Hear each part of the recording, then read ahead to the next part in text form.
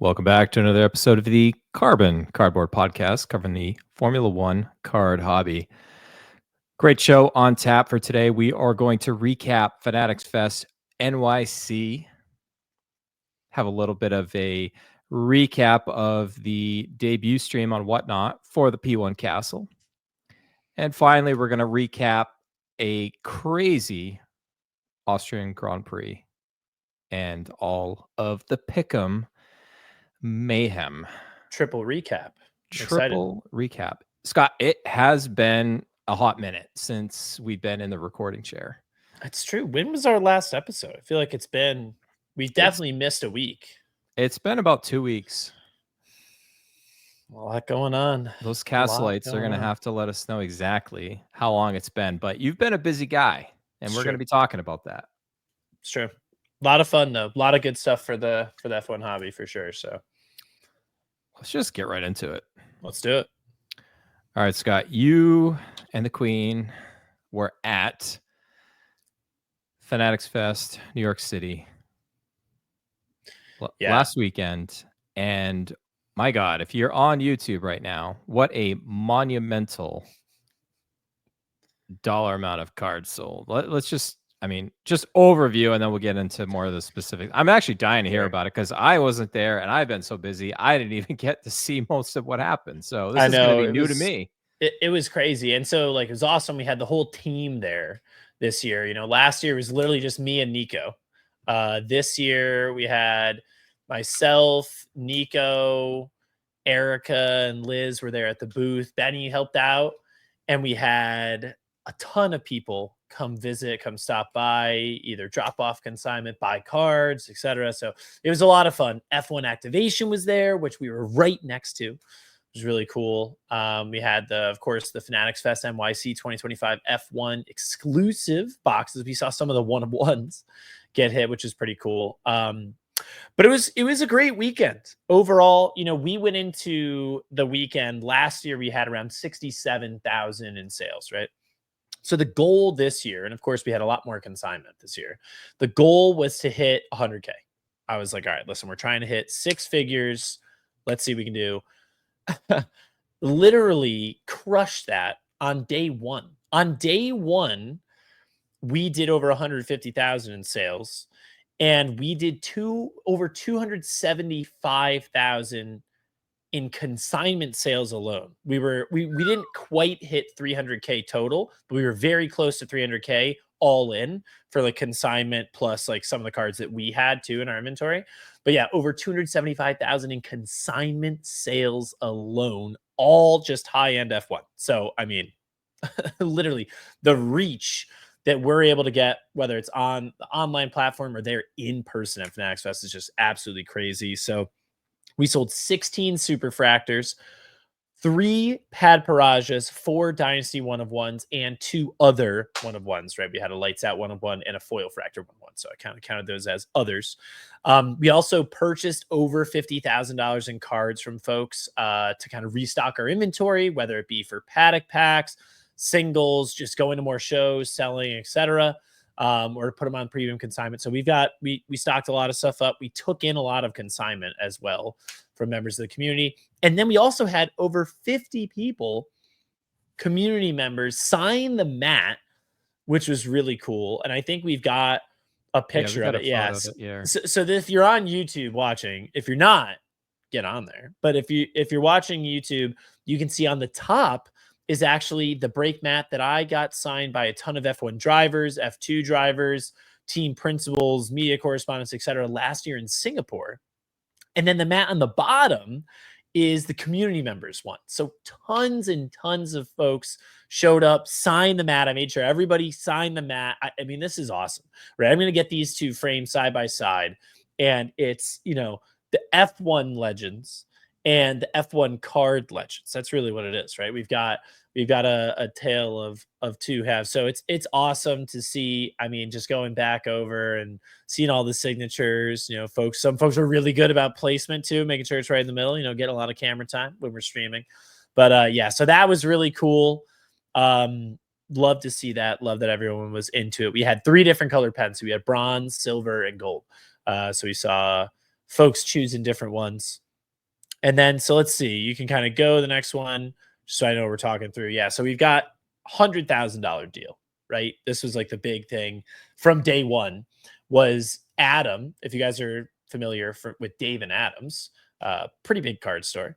Adam from Dave and Adam's came over. We were talking about F1. We were talking about Disney, actually. We were talking about a lot of different things, but he was like, yeah, I'm looking to pick up every Hamilton you have. And I was like, okay. What? We have a lot of Hamilton. I was like, just so you know, he's like, well, how much do you have? I was like 6 figures worth. And he was like, Jesus. He's like, all right, well, listen, I'm going to bring my guy over, my buyer, and we'll talk it out and we'll see if we can make it work. I was like, all right, yeah, sure. Bring him over. So you can see the picture here on YouTube again. This isn't quite everything, but this is like the best still shot I had without like everyone's name of whose consignment it was on it. So it was insane. I mean, there was 2020 orange, gold, 70th aqua, all image variation from 2020 Hammies. We sold a 2020 Hamilton PSA 8 Auto 10. We sold a 1 of 1 from 2022 Dynasty, the lights out 1 of 1 Hamilton. I mean, it was everything. The foil fractor, Lone Star Auto from Paddock Pass. We sold a multitude of cards. And again, it was for $100,000. I think in the end, it was right around like 3 dozen cards, like 36 cards or something all in for $100,000 flat. I mean, it was crazy to do that deal. And I remember looking around at that point, we had probably already had around 60,000 in sales because we did make another sale right away, literally the beginning of the event. Friday, 10 a.m., we ripped 2 cases of Dynasty 2020. 2 cases of 2020 Dynasty. We pulled a Leclerc, we pulled a Lewis dual patch, which was legendary. And then right after that, I did one deal for 53,000 on 10 cards. And then we had some other deals kind of coming through. Your Oscar was one of those that MCG F1 cards picked up. But yeah, then we did the Hammy deal. So literally in day one, we had already had like $175,000 plus. So over the rest of the weekend, we got like another 100K, but it was insane. Like there was a ton of people there buying, a lot of people just like moving cards and really interested in F1. So it was really cool to see. I mean, some of the people that are coming in buying now, I mean, we literally sold cards to Fanatics. Fanatics came over and they were looking at like our biggest stuff, and we sold them some pretty big cards. I'm going to touch on some of them later on in the stream or on the podcast. But yeah, it was crazy. So I think I literally can't even like wrap my head around those numbers. Like, yeah. I mean, listen, at the end of the day, when you're dealing with high-end cards, right? Like we do 5-figure deals all the time, 6 figures, not unheard of. But yeah, at a card show and he's like, yeah, well, why are you right now? I was like, all right, let's go. Let's get it. So, I mean, that was really cool. I did not expect to sell $100,000 worth of Lewis Hamiltons to Dave and Adams. That was not on my Fanatics Fest bingo list. But that was really cool. And then we went out with a bunch of people. So I think the next picture we got up here, yes, we had a whole crew of folks. CBC Breaks, Eric and D2 from Golden Poles. My wife was there. CBC's wife was there as well. I had Nico and Liz, Benny, JC Cruz, Hammond Hobbies, and MCGF1 from across the pond, EV Betsco, Pav from across the pond, F1 Auto Collector. There was a ton of people that came out with us. There were 2 nights really, Friday and Saturday night when we went out, but we had a huge group of folks. It was a lot of fun. I mean, listen, one of the best things about card shows in general, because 99% of the year, everything we're doing, especially for F1, is virtual, right? We're on streams, we're doing all that kind of stuff. Having in-person meetups is just so special because it's so rare. It's rare to get everyone in the community or a large portion of the community together in one place. So the fact that we were able to do it and then have such a great time hanging out with folks afterwards was a lot of fun. So really looking forward to, we have races coming up later in the year where we're going to have meetups. Obviously we have the National and F1 Trade Night, which is going to be insane. Have so many people together. So really looking forward to that, but it was a big part of it. And last but not least, we did we had a couple PC pickups. So I had kind of worked out a couple deals, and we worked out, okay, Fanatics Fest is coming up. Let's see if we can get together and get the deals done. And we were able to. So we picked up two. If you know me, I named my son Sebastian after Sebastian Vettel. That is my biggest PC. I've got some other folks, but my biggest PC is Sebastian Vettel. So we picked up 2020 Superfractor Driver of the Day Canada. This is the one of one. This is, again, you've probably heard it before if you're familiar with me, but so this is the one race I got to see with my dad in person. We watched tons and tons of races growing up, but the one I got to see actually in person with him was 2019 Canada. And this was the one infamously that Vettel led the entire way, lights the flag, but got a 5-second penalty. So was moved behind Lewis and famously moved the number 2 in front of the car. It was wild, and I'm a big Vettel guy. So I picked up the Superfractor. Pav from Grid Cards UK actually pulled it for somebody. And I worked out a deal, and it was crazy because I went to the person and went back to Pav, and it was coming across the pond. So it was a whole big thing, but we grabbed that one, secured it. Amazing to have that for the PC, Brian. That one's going to be coming over to you to get graded and slabbed up. I've already got the pad that I picked up from Dave's Cards as a PSA 7. So really happy to have the pad and Superfractor together as a pair. And then we also picked up another big one for the PC, a 2020 Dynasty Sebastian Vettel flag patch out of 4. I'm also part German, so that's a really cool one for me to have. Vettel, again, biggest PC. So I'm continuing to add to the Sebastian Vettel PC. These were 2 pricey cards. I think the flag patch was 10,000 alone. So these were expensive cards. It's funny because Sweet Pea had some other stuff he's trying to entice me to buy, and I was like, dude, I do not have it like that, man.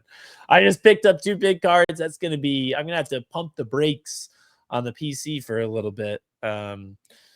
Make sure Sebastian's got a full stock of diapers. So yeah, but it was nice to pick these up. Beautiful to have these in hand. I'm not sure what I'm going to do with the Dynasty. I mean, I've got a few Vettel 2020 Dynasty. I haven't graded any of them. So for now, I'm just going to keep them in the mag. We'll see if I end up doing anything with it. But for now, keep them like that. But the Superfractor is definitely coming your way to be graded. But yeah, so that was kind of the full recap for Fanatics Fest. Amazing time. Wish you were there, Brian. Yeah, I've been busy with Saka. That's gotta love it. Do have to ask you though, Scott, because I've seen a couple of the openings of the box. This is a little off script. We didn't actually plan to talk about this, but how was in general the exclusive box that they had available for the F1? I think they're solid. It's similar to like the exclusive packs, right? For the base cards, like the design is pretty solid. The base, it's very much, paper, right? But even, I mean, Kimi Antonelli base rookie cards are good. I've seen some sell for 100, but the design looks good. It's paper, so you know what you're getting. You either do or don't get one of those random inserts, which can be a Big Apple rookie, which is out of 25, or an iHeart F1, also out of 25. Those are paper, just the same way the base ones are. They've got a stamp on them for their numbering, but they are paper, 100%. The parallels are actually really nice. They're thick. They're cut well. It looks like they might grade pretty decently, especially for being paper, but they have they feel really good in hand. They have a nice weight. Thickness is good. The cover, it's like very sheen. It's hard to know that they're paper really for the parallels. So the parallels are really nice. And the foil fractor one-of-ones, we saw a couple of them, are absolutely beautiful. So overall, I think it's a solid product. I think it's something, help.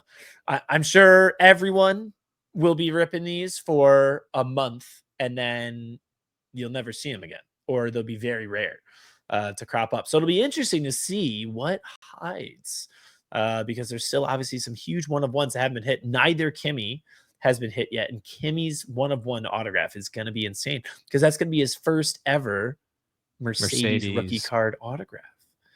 Yeah. Big card. Big card. as we Big say. Cad. That's right. But yeah, a lot of fun. All right, we'll keep the fun rolling. I gotta ask you this too, just because I missed a good chunk of this, my friend. We Oh had yeah. the debut on. I mean, we're recording this on the evening of June 30th, a little behind the curtain here, but the About a People and week ago. Castle debut on Whatnot happened June 24th, so about a week ago at this point. Yeah, so as of the time you're listening to this, it will have been a week ago, and it was legendary, right? I mean, we had over 250 people in the live. I mean, that is crazy. My account manager was telling me about all the records, whatever.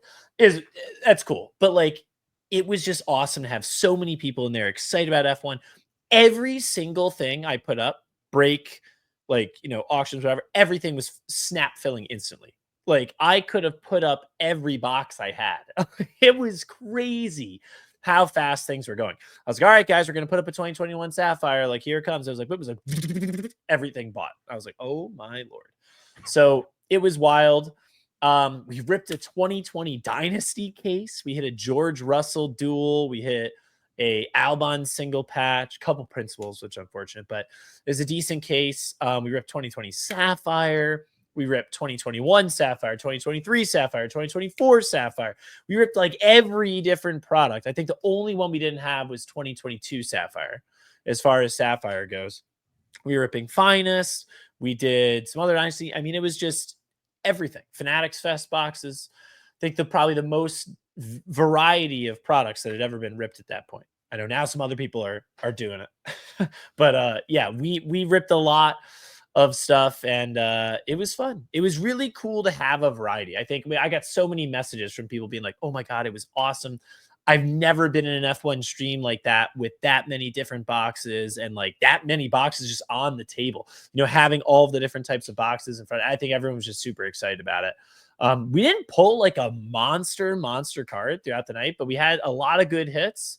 A lot of giveaways. We gave away over $2,000 worth of cards, including a Lewis Hamilton 2020 Chrome image variation, which Skittles got. So that was a lot of fun. There was one snafu because we kind of loaded in some pre-filled type stuff, right, on Whatnot the day before.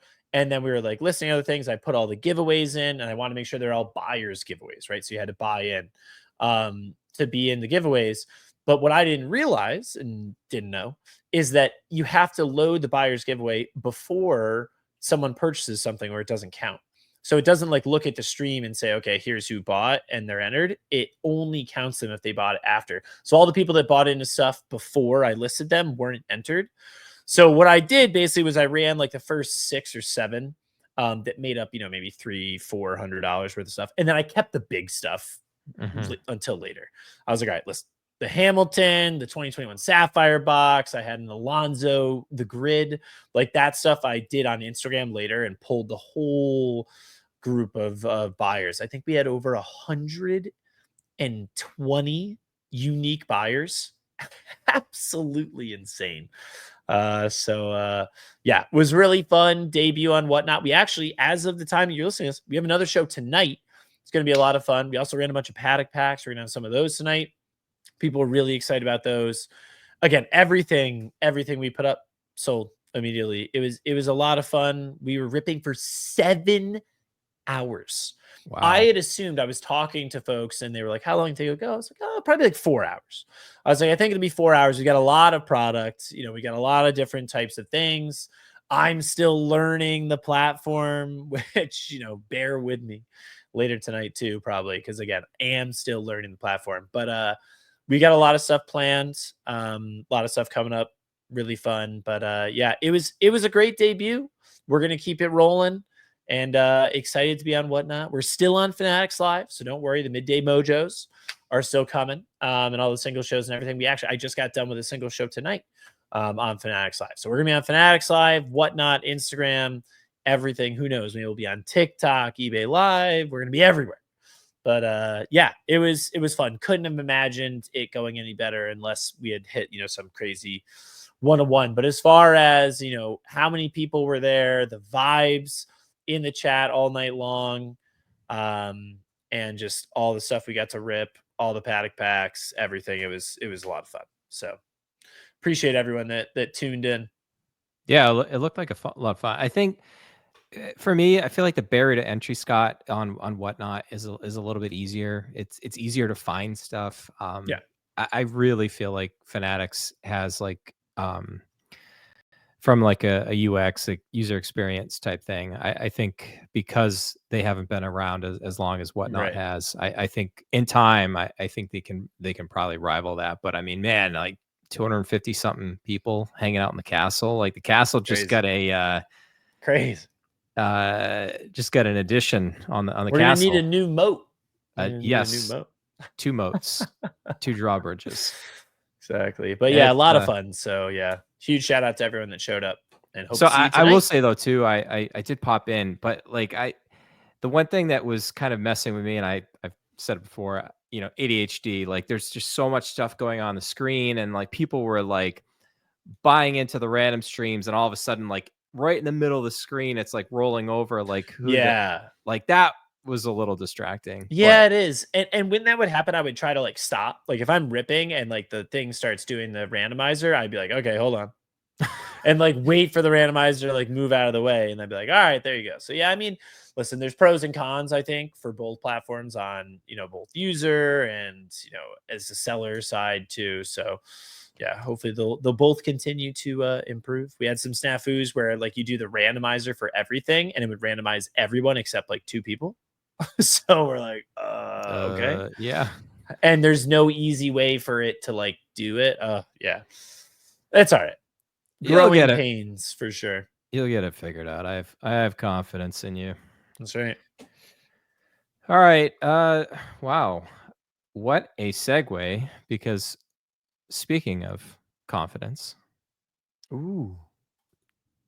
the Confidence Pick'em challenge that you've been running with the P1 Castle all season long. If you're a new watcher or a new listener to the podcast, welcome. Like, subscribe, do all those fun things. Try to answer all the comments down below. Keep them clean. This is a family-friendly show. But Scott, we now have another break credit winner of $100 to I believe, Scott, a new winner here. This is a new winner. Yes. So we've got a new winner. So of course, every race we put together 10 driver matchups, and you pick the driver you think's going to win in that matchup and assign a confidence rating 1 through 10. You got to use all 10 across the 10 matchups. So you want to put a 10 on someone you're confident in, a 1 on someone you're not 100% confident in. But Nick Landos got a perfect score of 55, and he was the only person to get a perfect score. There was a 55, there was a 54, Keely, and then I think there were a couple 53s, but yeah, the average was 47. So across the board, people did pretty well. This 47 is definitely one of the higher ones. It's probably like our 3rd highest average score. So a lot of people did well. I think there were a lot of things that like save people. So for instance, and you can go to the next slide because we're going to look at, well, actually, I'll talk about it in a minute. But let's real quick do through race 11 through Austria. We got the top 16. Again, the top 16 after the first 20 races are entered into a bracket, and the winner is going to come out with $1,000. So we got Adam Hareen in first, G Myers second, Spyro collects in third, Iceman F1 in fourth, F1 Ben there in fifth, and then we got a 3-way tie for sixth between Max McDowell sixth, Nico Tomicelli, and Dead Brick Cards. And we got a 2-way tie for 9th between Lando Card Racing and B Cornell Cards. 2-way tie for 11th between DevMax Cards 23 and Jameson Olive. And then a 2-way tie for 13th between Fire and Ice and Nathan J. Hunter. And then Branham Jim in 15th and Ewan, aka EC87 GTI, in 16th. So there was a little bit of an asterisk here, though, Scott, because I also did not get any wrong this week. But I also didn't get any right because I forgot to submit my picks. It's funny because getting nerdy in here, who's been in the top 16 every single week, forgot to do her picks. I know Rachel forgot. Rachel. I did say, though, and I say this to everybody, if you miss 1 week, you can still place in the top 16. Like if you miss 2 weeks, it's gonna be really tough. But if you miss 1 week, there's still definitely a chance. Like Rachel, I think is only like 30 points back, or maybe even less, 20 points back from the top 16. So definitely has a shot. So continue to submit. And regardless of whether you're in the top 16 or not, you can still win $100. Like every race, there's still the opportunity to just win $100 like McLando's did this time out. So congratulations to him. Congrats to the top 16, although it means nothing until we get to 20 races. In terms of how the community voted, Lando against Gasly. This one was one we talked about, slam dunk. And it was. Lando beat Gasly with 100% of the votes as well. Oscar Piastri against Esteban Ocon. We actually had a couple people, 3% of the folks went for Esteban Ocon. Maybe they saw my prediction that Oscar was going to get DNF. Oscar almost got a DNF. Oscar almost caused a double DNF for McLaren. Joe Pinto. And then Colapinto almost took him out. Exactly. Oscar gave us 2 scares. And then Max, so this is the crazy one I was going to talk about earlier. So Max was 97% of the vote against 3% for Carlos Sainz. Max is taken out on turn 3, out of the race. DNF still wins because Sainz, you saw, he couldn't start his car and then came around, his car's on fire and he's gone. So Max is classified ahead of Sainz. So Max, and we'll get to his driver record, but is just crushing it right now. And when you have a weekend where you retire on turn 3, lap 1, and you still win, that's insane.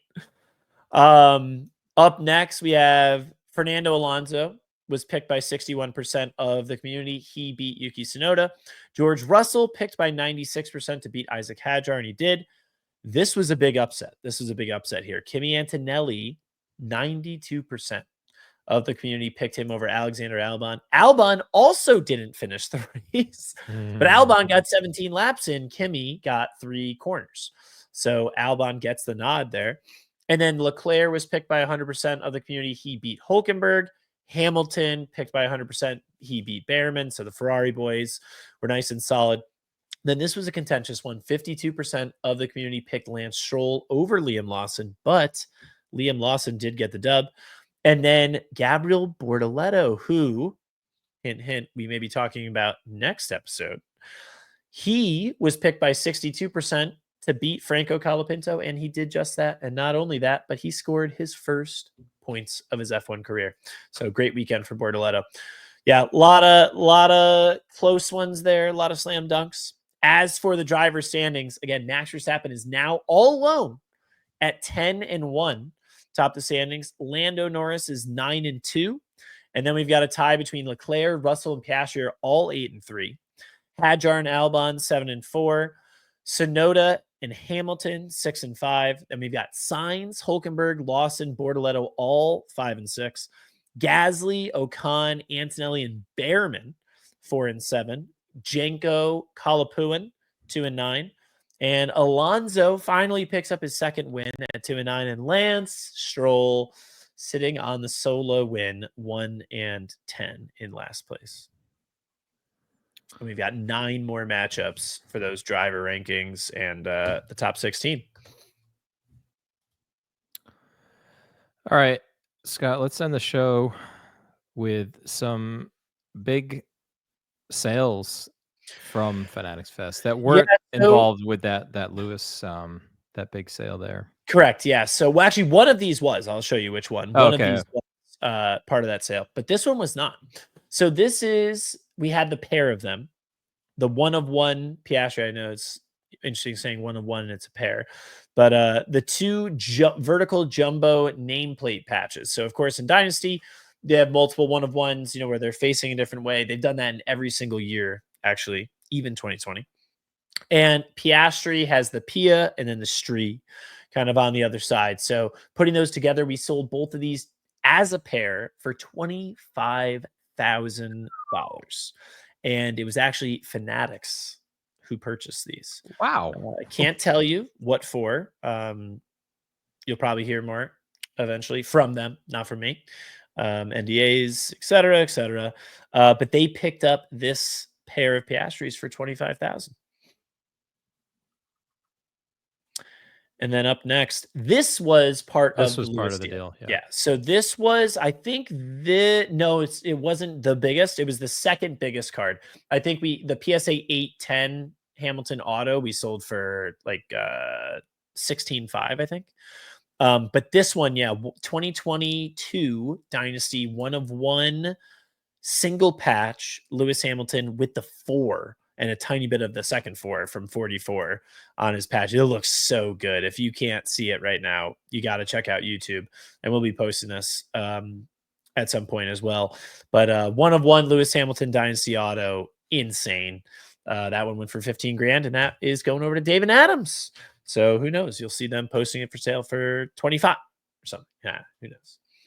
And then the last one, this was our biggest solitary card sale. The biggest single card sale that we did the entire weekend. This is a 2020 Dynasty Lewis Hamilton zipper patch out of 4 BGS 8.5. This one sold for $37,000. And this was also purchased by Fanatics. Some Scott, big sales coming.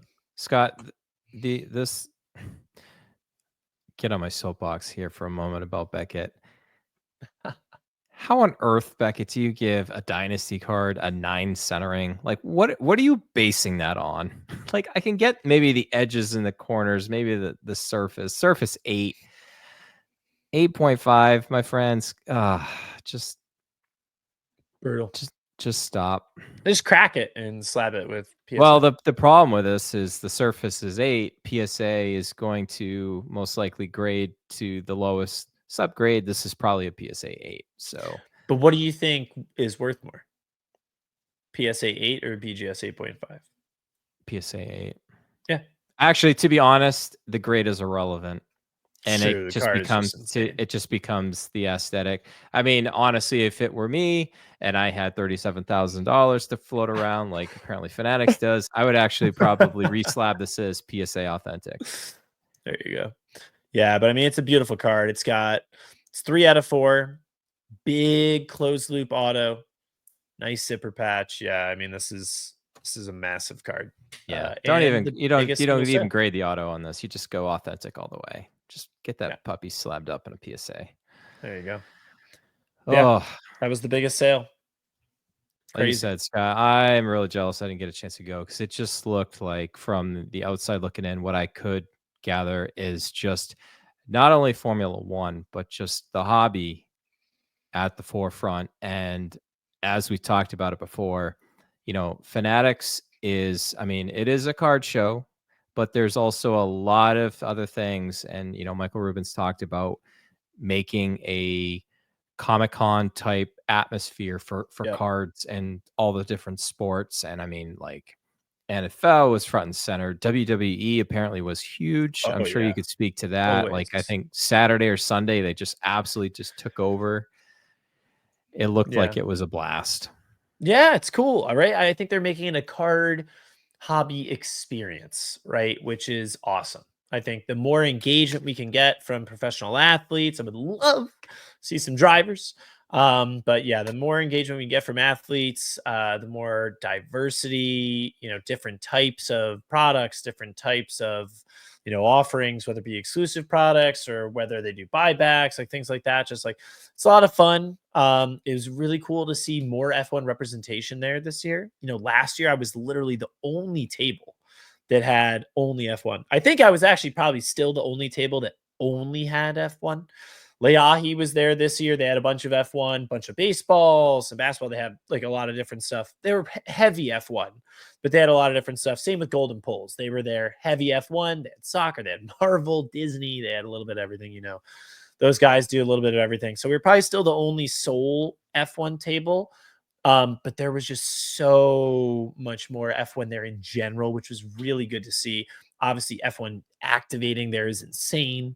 So that was amazing. Yeah, I'm really excited. I heard rumors today that there's supposed to be a San Diego Fanatics Fest, December 12th, 13th, 14th. Fanatics hasn't released anything yet, but I don't know. We'll see. We'll see. last year they were supposed to do one in Pittsburgh, and like the end of the year one was supposed to be like Florida. Neither of those materialized. So we'll see. I'll kind of, I'll go if they have it, probably, but we'll see what happens. New York City is always going to be the biggest one every year, and I'm really looking forward to next year, and really looking forward to the National coming up in pretty much like exactly a month at this point. And we've got trade night. F1 trade night's gonna be insane. So yeah, it's a bit of a flurry. End of June, end of July. It's a lot going on, a lot of in-person stuff, which is so cool. And yeah, excited for it. Also excited for Silverstone next week. Even my wife has been like, "Are you gonna get your ticket for Chicago?" Right, I feel like that's something we talk about on every episode. Oh, I You're like, know. yeah, ADHD, procrastination, just right there with you, man. Oh, Right there I with you. gotta get on that. So, all right, It'll my be a running friend. joke. It'll be like National have already taken place. You'll be like, yeah, I'll really gotta get probably that mention it ticket. at National at the trade night.